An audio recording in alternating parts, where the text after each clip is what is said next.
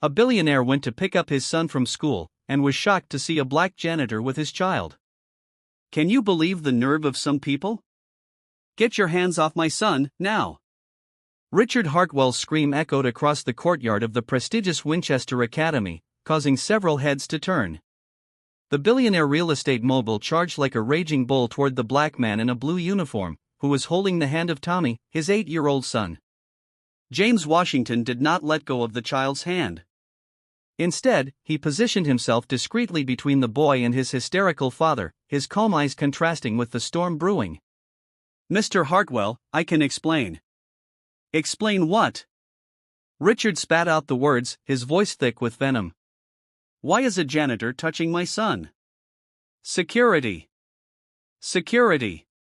What happens when prejudice blinds a powerful man to the truth? Stay tuned to Black Voices to find out." At 42, James had seen this scene play out countless times. The same look of disgust, the same accusatory tone, the same automatic assumption that his presence near a rich white child could only mean something sinister. But this time was different. This time, he wasn't just another invisible worker being publicly humiliated. Tommy, confused and frightened, squeezed James's hand tighter. "Daddy, Mr. James was helping me." "I fell and he shut up, Tommy," Richard growled, pulling his son away violently. "I don't want you near that person ever again." Other parents began to gather around, whispering among themselves and taking photos with their cell phones. Principal Campbell rushed over, her face red with embarrassment. "Mr. Hartwell, please, let's settle this calmly." "Calmly?" Richard laughed bitterly. "I find a stranger with his hands on my son, and you want me to be calm? This man shouldn't even be in this school." James took a deep breath, his hands shaking slightly, not from fear, but from a controlled anger that few men could keep in check. 20 years as a pediatric neurosurgeon, before his fall, had taught him to maintain his composure even in the most critical situations. "You're right, Mr. Hartwell," James said calmly, his polite voice surprising some of those present. "Perhaps I really shouldn't be here. But your son was bleeding from his forehead after a fall, and as a former doctor, I simply offered basic first aid." The silence that followed was deafening. Richard blinked slowly, processing the words "former doctor." But his arrogance spoke louder than his reason. "Former doctor?" He laughed. "Sure, and I'm a former astronaut. Save your lies for impressing other suckers. How far will one man's prejudice push a hero to fight back?" Don't miss the shocking twist on Black Voices. The people around them began to murmur louder. Some parents looked uncomfortable with the scene, but no one dared confront Richard Hartwell. After all, he donated millions to the school every year. James looked around, memorizing every face, every expression of silent complicity in this public humiliation. But something in his gaze, a disturbing serenity, made some of those present feel an inexplicable chill.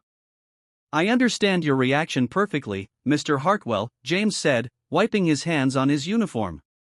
"After all, it's natural for a parent to worry when they see someone like me near their child. But know that our conversation is far from over." As he walked toward the cleaning supplies closet, James held his head high with a dignity that deeply disturbed Richard. There was something about this man that didn't fit the role of a submissive victim, and that irritated him more than any defensive reaction. There, in front of all the looks of contempt and pity, James Washington held a secret so explosive that it would turn this public humiliation into the greatest lesson in justice the Winchester elite had ever witnessed. If this story of prejudice and twists touches your heart, don't forget to subscribe to Black Voices to find out how a simple janitor is about to rewrite the rules of the game in a way that no arrogant billionaire will ever forget. News of the commotion at Winchester Academy spread through the local elite's WhatsApp groups like wildfire. Richard Hartwell wasted no time. Before he even got home, he had already called 3 members of the school board, demanding the immediate dismissal of the dangerous janitor. "Principal Campbell, I expect a convincing explanation of how you screen your employees," Richard growled into the phone, still in the school parking lot. "My son could have been kidnapped by that suspicious individual." The next morning, James arrived at work to find a completely different atmosphere. The other employees' glances oscillated between pity and suspicion. Some colleagues who used to greet him now looked away, afraid of being associated with the problem. Supervisor Martinez was waiting for him in the storeroom, holding a clipboard with an air of formality. "James, we need to talk. We've received some concerns about your behavior with the students." "Concerns?"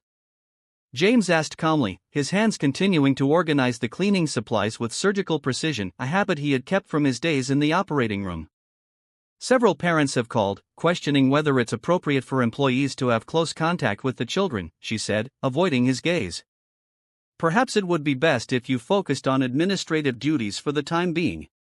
James nodded silently. 23 years ago, he had lost his medical license after being falsely accused of negligence during surgery. The patient, the son of an influential politician, had died from complications that no doctor could have foreseen. But a black neurosurgeon from a humble background was a perfect scapegoat when the elite needed someone to blame. At the time, he had fought desperately to clear his name, spending all his savings on lawyers. He lost his home, his marriage, his reputation. That's when he learned a valuable lesson: society didn't just punish crime. It punished those who dared to occupy spaces that didn't belong to them. But this time, it would be different. This time, he was no longer the naive young doctor who believed that competence and character were enough to overcome prejudice. Richard, meanwhile, savored his victory. Over lunch at the golf club, he told the story to his business friends, exaggerating the details more and more. "Can you believe it? A janitor, probably an ex-con, with his hands on my son. Thank God I got there in time." "You did the right thing, Richard," agreed Peterson, his business partner. "Those types need to know their place." What Richard didn't know was that James had started his own investigation. During his nightly rounds at the school, he had noticed something interesting. Richard was often late picking up Tommy, leaving the boy waiting alone for up to 40 minutes. On several occasions, James had seen Tommy crying silently in the empty playground. Even more intriguing were the phone calls Richard took in front of the school. James, with his surgeon's trained ear, could pick up disturbing fragments. "The fake documents are ready. The audit can't find out. If anyone talks, you know what to do." 3 days after the incident, James received a subpoena to testify at the police station. Richard had filed a police report alleging suspicious and inappropriate behavior with a minor. James' photo ended up in neighborhood groups, accompanied by warnings about a predator on the loose in the area. At the police station, Chief Santos, clearly embarrassed by the situation, conducted a routine interrogation. "Mr. Washington, you understand that we need to investigate any allegations involving children, don't you?" "Perfectly, officer," James replied with the same calm he displayed when explaining complex procedures to patients' families.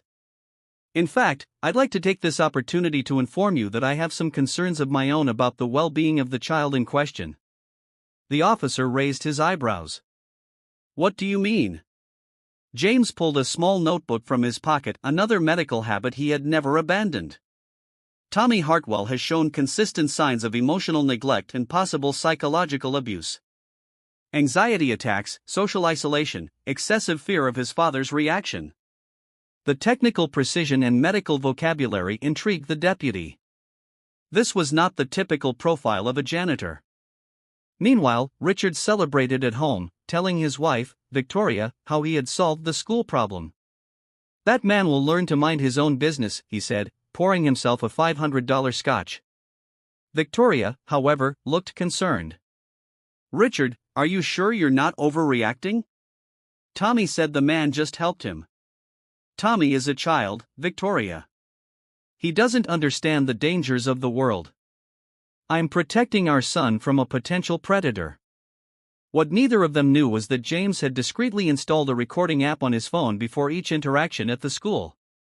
23 years of injustice had taught him that in a world where his word was worth less than his appearance, documented evidence was his only defense. And the recordings he had of Richard's conversations in the school parking lot would reveal much more than prejudiced behavior. They exposed crimes that could send the arrogant billionaire straight to jail. Each new humiliation only strengthened something inside him that his oppressors couldn't see, a silent force fueled by the very injustice they sought to impose. What those privileged people didn't know was that every act of contempt was writing their own sentence of defeat. And James Washington was carefully documenting every word of that sentence. 2 weeks after the police report, James Washington was making his nightly rounds at Winchester Academy when his phone vibrated. The message was from a number he hadn't seen in over 2 decades. "Dr. Washington, this is Dr. Patricia Neas. I need to speak with you urgently. I saw the news." Patricia had been his resident when he was still operating at Central Hospital, one of the few people who had always believed in his innocence when he lost his medical license. Now, she was one of the most respected pediatric neurosurgeons in the country and the medical director of one of the largest hospitals on the West Coast. They met at a discreet cafe in the city center. Patricia, elegant in her dark blazer, could barely contain her indignation. "James, when I saw your name in the local headlines as suspected of inappropriate behavior, I almost broke my phone in anger. This Richard Hartwell has no idea who he's messing with." "Patty, you know how these things work," James replied calmly, stirring his coffee. "The narrative has already been created. Former black doctor, lost in life, now a suspicious janitor." "Not if you don't let it," she said firmly, sliding a folder across the table. "I got copies of your original medical records, letters of recommendation from colleagues, testimonials from parents of patients you saved, everything that was buried at the time." James opened the folder, and his eyes filled with tears as he saw photos of children whose lives he had saved, handwritten letters from grateful families, scientific articles he had published in international journals, a lifetime of medical dedication that had been erased by a single unfounded accusation. "There's more," Patricia continued. "Remember Dr. Martinez from the Ethics Committee who acquitted you in the internal investigation before political pressure took over? He retired, but he kept all the documents. He's willing to testify about the irregularities in your case." Meanwhile, Richard Hartwell was basking in his success at a business meeting at the golf club. "Can you believe that janitor had the audacity to question my authority in front of my son?" He laughed to his fellow members. "Well, now he's learning his place." What Richard didn't know was that James had begun his own investigation into the Hartwell family. Using his medical research skills and the surgical patience he had never lost, James uncovered disturbing information about Richard's financial empire. Through public records and connections Patricia had provided, James discovered that Richard's companies were involved in a complex network of tax evasion and money laundering. Even more shocking, Richard's son had been hospitalized 3 times in the last year for domestic accidents, a pattern any doctor would recognize as suspicious. During his night rounds, James had begun systematically documenting Richard's behavior at the school. With a small digital recorder hidden in his uniform, he recorded every phone call the billionaire made in the parking lot, every disrespectful comment directed at employees, every moment of neglect toward his own son. The recordings revealed a man completely different from the public image Richard cultivated. "If those auditors find out about the Cayman Islands accounts, we're screwed," he whispered into the phone. "And that lawyer at work who's investigating the factory conditions, she needs to be silenced before she causes any trouble." 3 days later, James received an unexpected visitor at his home. Tommy Hartwell stood at his door alone, his eyes red from crying. "Mr. James, my dad says you're a bad person, but you've always been nice to me. He hurts me when he's angry." James' heart broke. His medical experience confirmed what he suspected: the marks on Tommy's arm, the fear in the child's eyes, the frequent accidents. "Tommy, can you tell me what happens at home?" The child revealed a terrible pattern of emotional and physical abuse. Richard beat him when he drank, locked him in his room for hours as punishment, and constantly humiliated him by telling him he was weak and useless. His mother, Victoria, knew everything, but was too terrified to act. James immediately called Patricia. "I need you to examine a child discreetly. I suspect systematic domestic abuse." "My God, James, are you sure? I have 23 years of experience in pediatric trauma. I know the signs." Meanwhile, Richard continued his smear campaign, spreading rumors about James in school groups and pressuring other parents to stay away from the dangerous janitor. He had even hired a private investigator to dig up dirt on James' past. What Richard didn't realize was that his arrogance was creating his own downfall. Every threat, every public humiliation, every act of prejudice was being meticulously documented by someone whose patience and precision had been forged in operating rooms where lives depended on every calculated move. Patricia had assembled a discreet team of professionals, child psychologists, civil rights lawyers, and an investigative journalist who had covered corporate corruption cases. All volunteers, united by their outrage at the injustice James was suffering. "We have enough evidence to destroy Richard Hartwell on 3 different fronts," Patricia explained during a secret meeting. "Child abuse, financial crimes, and racial discrimination. The question is, how do we proceed?" James looked out the window, watching the city lights. 23 years ago, he had been a naive young doctor who believed that the truth alone would be enough. This time, he wouldn't make the same mistake. "We want more than justice," James said calmly. "We want to make sure he can never hurt anyone again." At Winchester Academy, Richard continued his arrogant routine, unaware that his every move was being watched and documented by someone who had learned that sometimes the only way to beat a corrupt system is to use its own rules against it. But the billionaire had no idea that this simple janitor was about to teach him a lesson about real power, the power of someone who has nothing left to lose, but everything to prove. Winchester Academy had never seen a press conference like this before. 24 hours earlier, James Washington was just a janitor under investigation. Now, he was sitting at an elegant table alongside Dr. Patricia Enniez, renowned investigative journalist Michael Torres, and a stack of documents that would make any prosecutor salivate. Richard Hartwell arrived at the school parking lot at exactly 9 in the morning, as usual, talking loudly on the phone about his minor problems with a troublesome employee. His arrogance evaporated the second he saw the television cameras and reporters gathered at the entrance. "Mr. Hartwell," shouted a reporter, "is it true that your company has evaded more than $15 million in taxes over the last 3 years? Richard's face drained of color.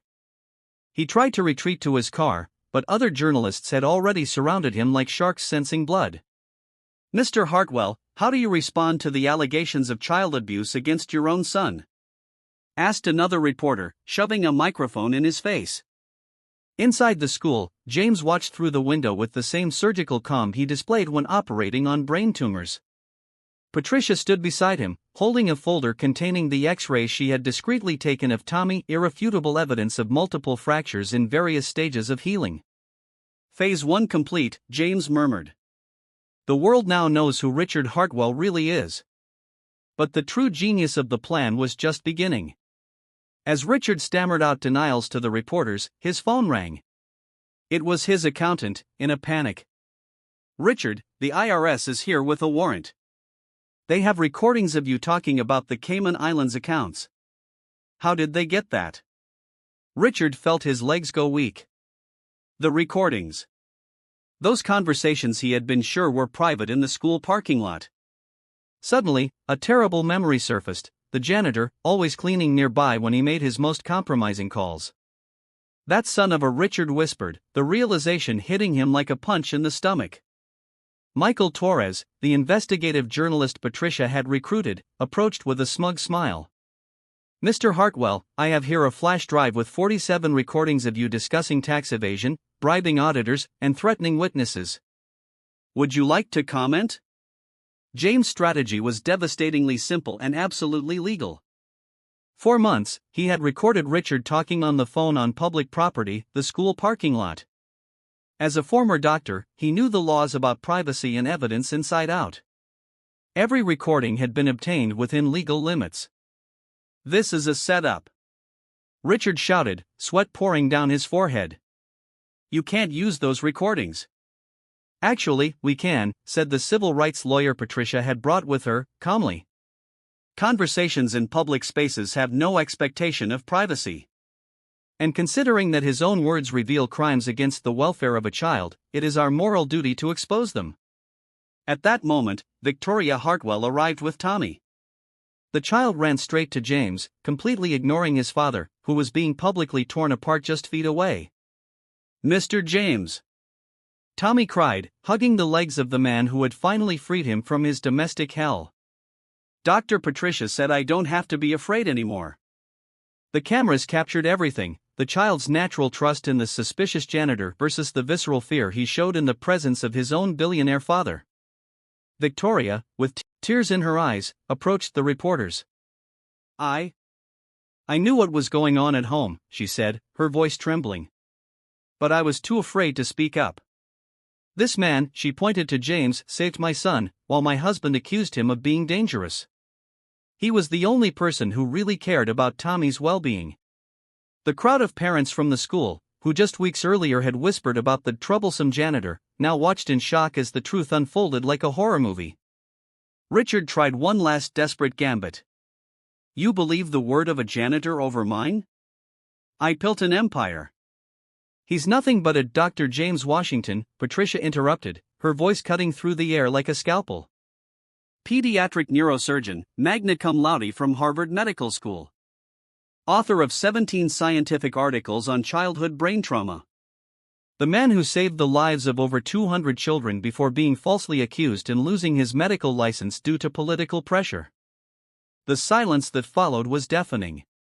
Richard blinked repeatedly, as if unable to process the information. 23 years ago, James said calmly, walking toward the cameras, "I learned that society doesn't just punish crime. It punishes those who dare to occupy spaces that supposedly don't belong to them. Today, I'm teaching a different lesson.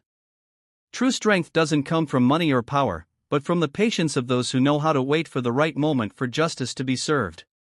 At that moment, Richard's phone rang again. It was his partner, Peterson, in total despair. "Richard, clients are canceling contracts. The board wants you to resign immediately. The stock is down 80%. Richard collapsed to the floor, literally. His legs could no longer support the weight of the total ruin that was collapsing on him. James crouched down beside him, whispering low enough that only Richard could hear.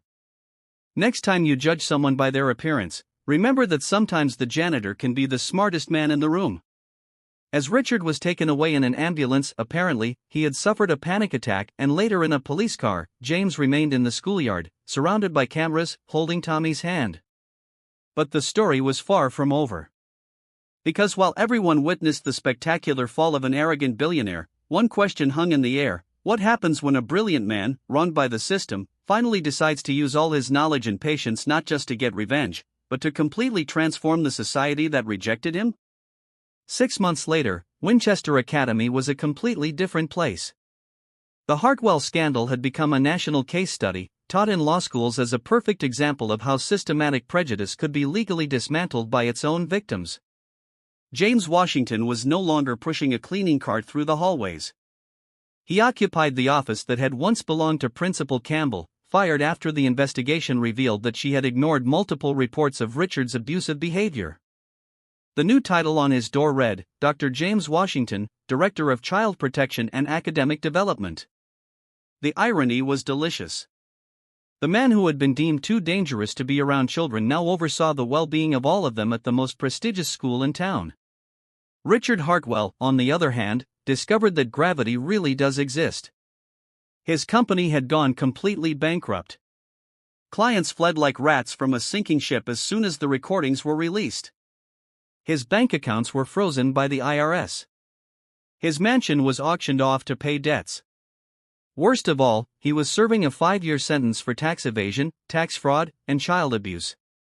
In federal prison, Richard discovered a bitter reality. Inside, it didn't matter how many zeros you had in your bank account.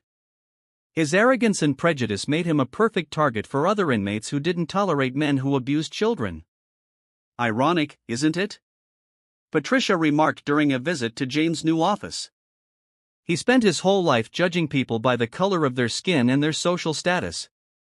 Now he's learning that in prison, those distinctions mean absolutely nothing. Tommy, finally free from domestic terror, blossomed like a plant that receives sunlight after years in the shade. Victoria had divorced Richard before the trial was even over, regaining her courage and independence.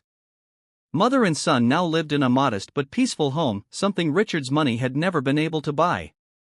Most touching of all was seeing Tommy running down the school hallways, shouting excitedly, "Dr. James! Dr. James!"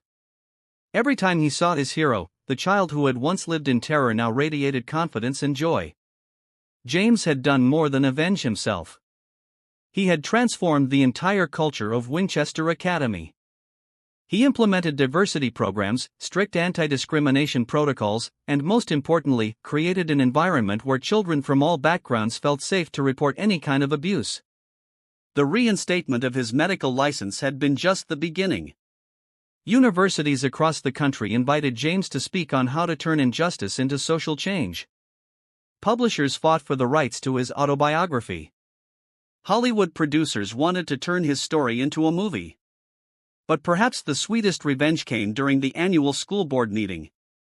The same parents who had once whispered about the dangerous janitor now competed to greet Dr. Washington and take selfies with him.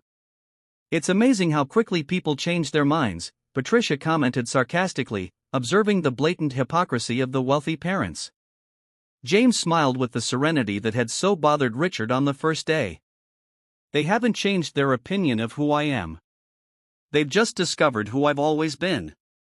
Linda Holloway, the Prejudice socialite who had started the campaign against James, now avoided social events.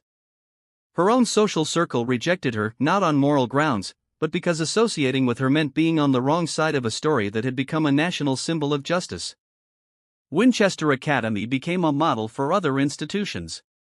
Delegations from private schools visited regularly to learn about the Washington Protocols, a set of guidelines James had developed to prevent discrimination and protect employees at all levels. One afternoon, while reviewing reports in his office, James received an unexpected letter. It was from Richard, written from prison on cheap paper in shaky handwriting. "Dr. Washington," the letter began, and James noticed that Richard had finally used his correct title. "I know I have no right to your forgiveness, but you need to know that I have learned who you really are. Not just a brilliant doctor, but a better man than I will ever be. My son is happy for the first time in his life, and that is thanks to you. Thank you for saving him from me." James folded the letter carefully and tucked it into his desk drawer. It wasn't about forgiveness. It was about understanding that some people have to lose everything to finally see the truth. Tommy appeared in the office doorway, as he did every afternoon after school. "Dr. James, can I do my homework here today?" "Sure, champ," James replied, clearing a space on his desk. "How was science class?" "Amazing. The teacher said when I grow up, I can be a doctor just like you." James watched the boy eagerly open his books. A child who had once lived in terror, now dreaming of the future. That transformation was worth more than any revenge. 6 months ago, Richard Hartwell thought he was humiliating a black janitor. In fact, he had awakened a sleeping giant, a man who not only knew his own worth, but had the patience and intelligence to prove it to the world. The lesson was crystal clear: never judge a book by its cover.